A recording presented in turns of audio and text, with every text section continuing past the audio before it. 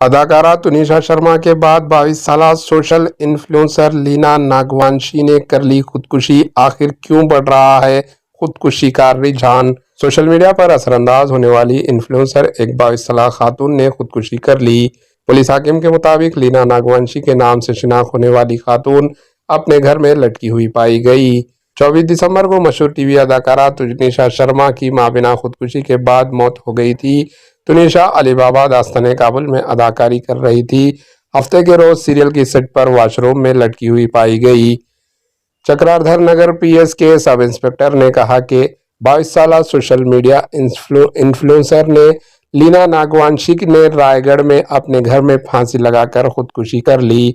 मामले की तफ्तीश चक्रधर नगर पीएस इलाका कर रही है। लाश को पोस्टमार्टम के लिए भेज दिया गया है। लीना ने क्रिसमस के मौके पर अपनी आखिरी इंस्टाग्राम पोस्ट शेयर की थी। ये एक वीडियो है जिसमें वो एक खिलौने के साथ खेलते हुए और फिर सांता क्लॉज के लिबास में मलबूस के साथ पोज देते हुए देखी जा सकती है।